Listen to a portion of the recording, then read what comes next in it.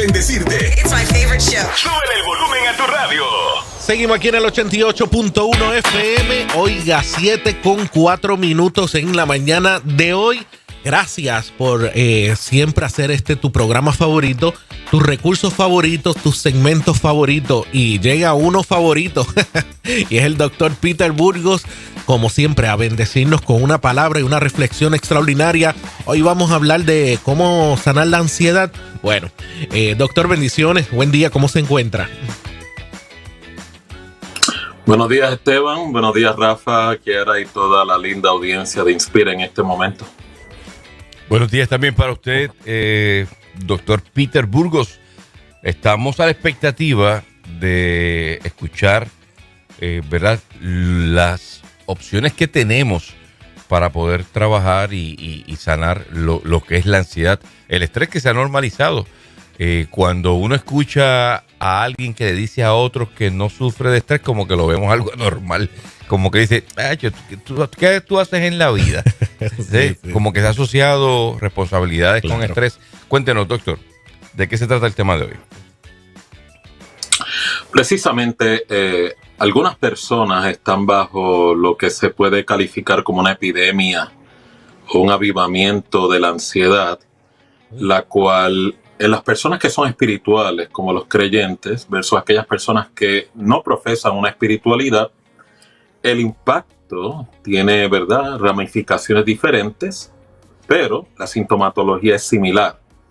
Cuando hablamos de ansiedad, no es otra cosa, es que las inquietudes, los temores, los miedos o el sentido de pérdida de propósito y control en la persona a nivel psicológico secuestra el funcionamiento de la persona. Y por ende, algunas personas experimentan este retante trastorno, en el cual tienen pensamientos acelerados, taquicardia, sudorización. Algunos, ¿verdad?, pierden funcionamiento, no pueden guiar, no pueden concentrarse en los estudios. Siempre están en un estado de vigilancia, de alerta, de temor, una propensión de que algo malo va a ocurrir. Y esto fue uno de los, ¿verdad?, de las enfermedades del alma o del pensamiento que más Cristo atacó fulminantemente, porque también tiene el poder de debilitar o anular la espiritualidad de una persona. Así que en esta intervención de esta hora, lo que quiero es orientar algunas estrategias a nivel del cambio del pensamiento, cambio de creencias, que pueden ayudar a ir debilitando y derrotando este magnífico trastorno que puede incapacitar y en algunos casos discapacitar a muchas personas. Como mencioné al inicio, la ansiedad tiene unos síntomas, pero los síntomas no es la raíz de la controversia, sino las creencias que la persona cultiva en su alma, en su psiquis y en sus emociones, es lo que alimenta y nutre esta enfermedad. Por eso, la ansiedad de un creyente versus la ansiedad de una persona que no profesa una relación con Dios es muy diferente, porque nuestras inquietudes como creyentes las canalizamos de manera absoluta y de manera exclusiva en el cuidado de Dios. Por eso usted ve que la Escritura advierte que echemos todas nuestras inquietudes, todas nuestras ansiedades sobre el Señor, porque el Señor tiene cuidado de nosotros. O sea, mientras el creyente practique, vaya perfeccionando esa destreza a través de las plegarias, la oración, el vivir por fe, el andar por el Espíritu, los estresores ambientales, los estresores internos que pueden secuestrar y destruir de la vida de cualquier persona, no tienen ya ese impacto en la persona, porque su seguridad psicológica, su seguridad existencial está ubicada en Dios. Sin embargo, las personas que no profesan una espiritualidad, que es lo que quiero hacer la intervención de hoy por aquellas personas que no profesan una espiritualidad, pero escuchan esta emisora de radio, pues quiero regalarle algunas herramientas de cómo poder derrotar la misma. La primera, haga la paz y reconcíliese con su pasado. Personas que no hacen las paces con su historia son las personas que hipotecan y secuestran su presente y su futuro a la ausencia de un cambio. Esto significa que hay personas que han sufrido situaciones de pérdida, fracaso, ausencia de perdón, rencor, o en alguna manera se han juzgado de manera negativa acerca de su identidad, de su valía. Y en vez de darle una clausura a esa deuda, lo que hacen es que esconden, suprimen, silencian esa angustia. Y eso se convierte en un conflicto el cual altera a las personas. Por eso cuando hablo de reconciliación, es que usted, en vez de utilizar las experiencias dolorosas, de pérdidas, de fracaso, como un tribunal para flagelarse emocionalmente y psicológicamente, mejor lo utilice como experiencias de aprendizaje. ¿Cómo puedo crecer? ¿Cómo puedo mejorar? ¿Cómo puede una próxima oportunidad no tener que repetir estas historias o estos episodios de pérdida, sino que pueda crecer en sabiduría?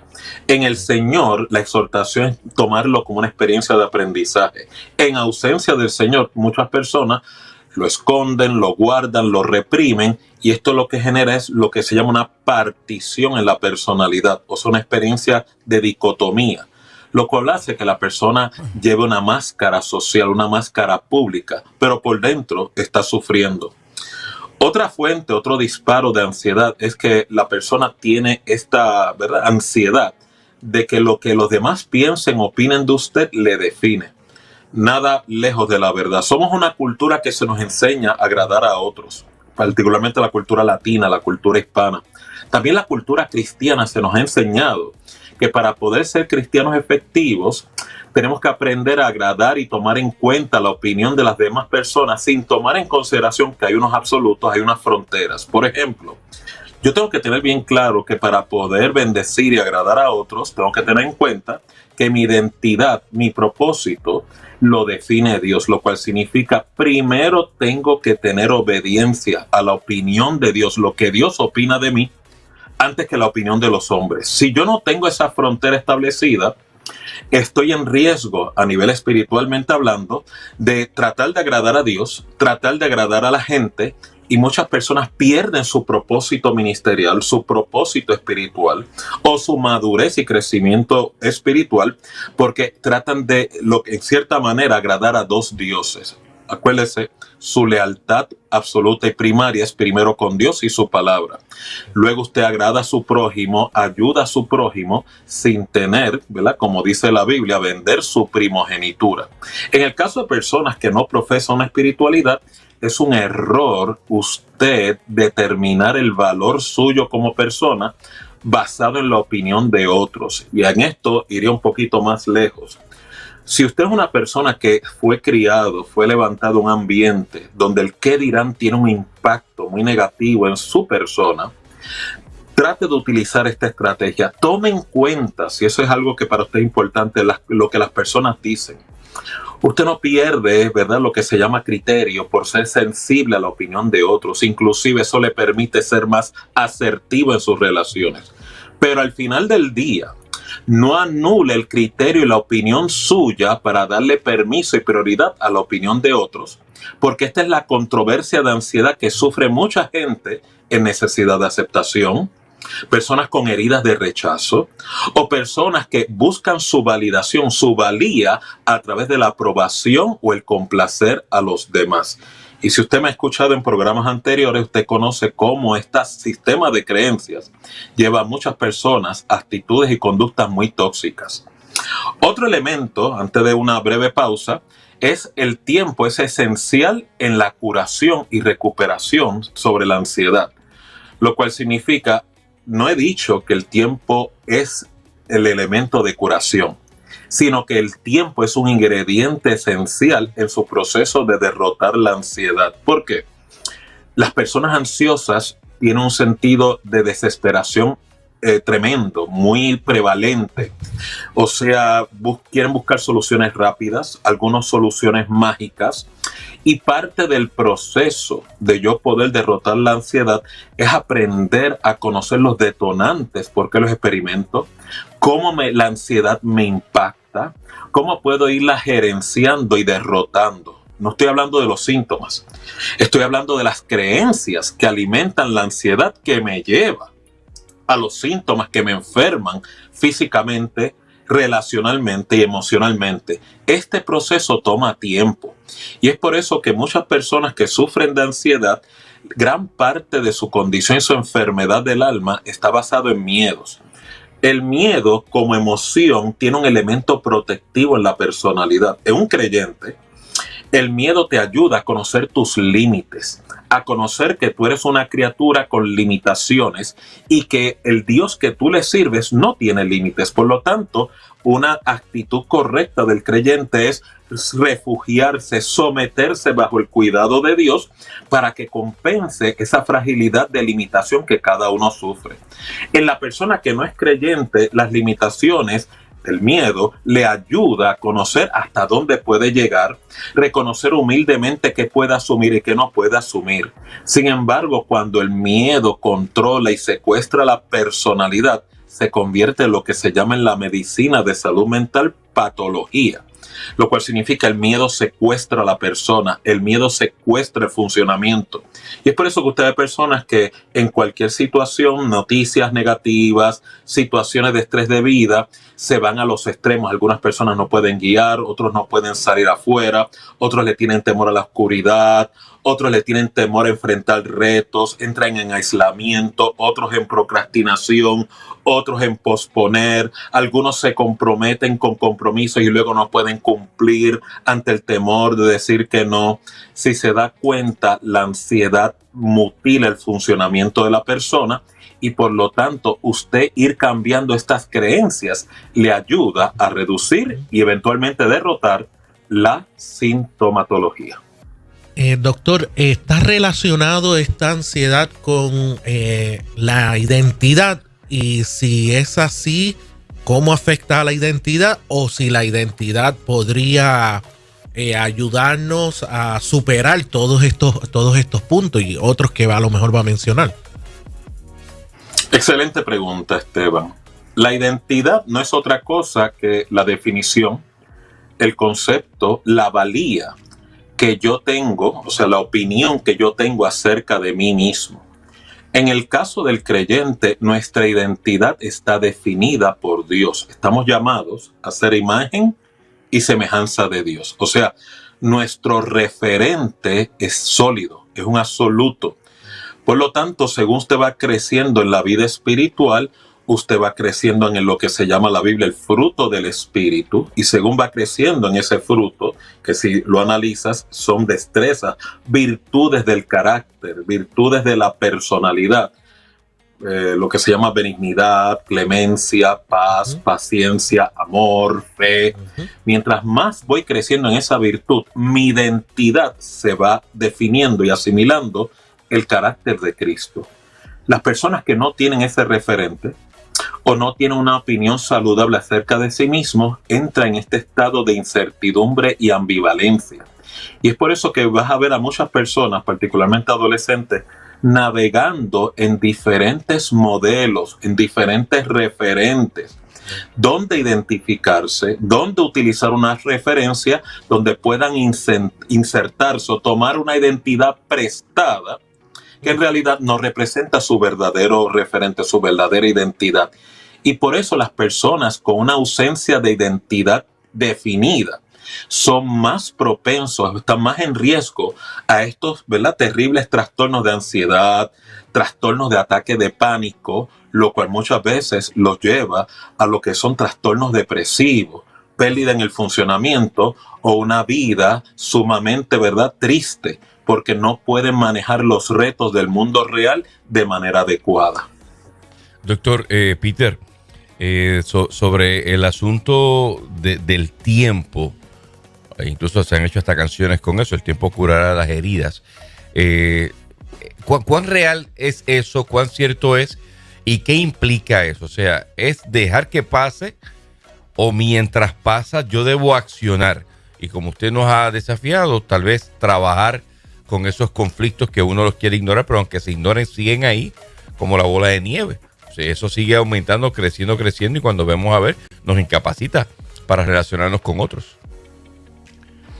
Precisamente, el tiempo como esencia no representa un elemento curativo. O sea, yo puedo tener una raíz de amargura, puedo tener una controversia con alguna otra persona, puedo tener un conflicto y yo decidir voy a atenderlo en un par de días. Ahí en ese mismo momento se activa lo que es la esencia del tiempo y yo no darle seguimiento a esa controversia, no atender cómo la voy a manejar, cómo la voy a analizar y cómo otorgarle una eventual clausura. Si te das cuenta, al yo restarle función de responsabilidad propia a ese elemento de tiempo, el tiempo sigue caminando, el tiempo sigue pasando, pero lo que realmente estoy haciendo, que es lo que le ocurre a multitud de personas, lo que están haciendo es reprimiendo, internalizando y, para decirlo en palabras puertorriqueñas, engavetando la controversia. Pues claro, según va pasando el tiempo, la intensidad del malestar, de la emoción negativa asociada a la controversia, comienza a dormirse, comienza a atenuarse. No significa que se resolvió la controversia. Y es por eso que vas a encontrar personas que cuando tienen conflictos más adelante similares al que no lograron resolver, se le acumula o se le despierta el conflicto anterior con el conflicto presente, entonces hay una doble carga. Y es por eso que tú ves que muchas personas batallan con fantasmas mentales, fantasmas del pasado. Y estas son las personas que la Biblia advierte son presa fácil a lo que Pablo llamaba los dardos de fuego del maligno. Y es por eso que algunos, ¿verdad?, se desesperan, pierden control de sus circunstancias por la sencilla razón de que no han tenido y no se han dado la oportunidad de aplicar lo que es higiene del alma, higiene del pensamiento y, en casos más importantes, higiene espiritual. Uno de los puntos que usted planteó sobre lo que los demás piensen de nosotros no nos debe definir, va vinculado también con el hecho de no comparar la vida con otros. Las redes sociales a veces nos impulsan a establecer valía y da resultados, ansiedad ese tipo y de... genera eso, mucha ansiedad. ¿Cómo manejamos eso, doctor? Sí, precisamente en esta era informática, ¿verdad? Vemos, contemplamos, ¿verdad?, episodios, experiencias, y la gente tiene que tener una norma bien clara en sus pensamientos, en lo que es la interpretación, la percepción de la realidad. Rostros vemos, corazones no vemos. El hecho de que una persona proyecte una vida glamorosa, una experiencia, ¿verdad?, de felicidad, son episodios. Nadie, excepto esa persona, conoce sus verdaderas realidades. Por lo tanto, si usted es de los que se impone una presión en cuanto a utilizar referentes o utilizar la vida de otros como una forma para compararse, el problema es que en el momento que usted entre en ese ejercicio comparativo ya entró con pérdida, porque usted está midiendo su valía, está midiendo su identidad, está midiendo lo que es su experiencia basado en la experiencia de un desconocido. Si aún así usted quiere hacer comparación, la mejor estrategia comparativa saludable es compárese con usted mismo. Si la persona del día de ayer está teniendo un progreso de mejoría a la persona que soy hoy, si la persona que yo fui hace 6 meses ha logrado alguna mejoría a la persona que actualmente soy. Por eso es que es bien importante que cuando usted aplique juicio, lo haga con justicia. Esto fue una de las advertencias más importantes que Cristo determinó. Juzgarlo todo con justo juicio, porque esos criterios comparativos que están basados en injusticia, muchas veces la raíz de mucha turbulencia, tanto psicológica y emocional. Con esto concluyo. Otras, ¿verdad?, estrategias para poder derrotar la ansiedad es que está bien que usted no sepa todas las respuestas. Hay gente que en su vida profesional, en su vida familiar o de pareja, piensan que si no tienen respuesta a todo, son inadecuados, son incompetentes y nada más lejos de la realidad. Estas son las personas que tienen la creencia de que si yo no tengo soluciones, soy un fracaso, soy un incompetente o pierdo efectividad a nivel de persona. Nada más lejos de la realidad. Si hay una esencia, un elemento de lo que es el fruto de la humildad, es conocer y admitir que cuando no tengo el conocimiento, no tengo respuesta, poder reconocerlo sin que esto me genere una ofensa o un agravio a mi dignidad humana. Y si usted no tiene respuesta, puede buscarla. Si usted no tiene respuesta, puede pedir ayuda. Si usted no tiene la solución, puede pedir consejo, como dice la Escritura, en la multitud de consejeros hay sabiduría. Y aún más importante y finalmente, solo usted es responsable de su felicidad o de su bienestar. Lo cual significa, mucha gente se pone esta presión o demanda o desesperación de que otros te hagan feliz, de que otros son responsables de tu bienestar, cuando en realidad usted es el único responsable de su bienestar emocional, bienestar espiritual y bienestar psicológico. Por eso es que va a ser bien importante que tenga este principio bien establecido.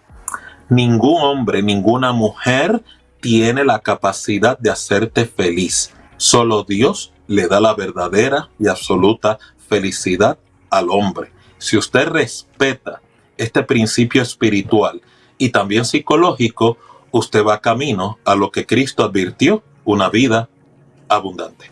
Espectacular, definitivamente. Excelente. Aprendemos muchísimo, doctor. Me encantó y creo que... Contenido liberador. Sí, sí. Me imagino a la gente diciendo como que...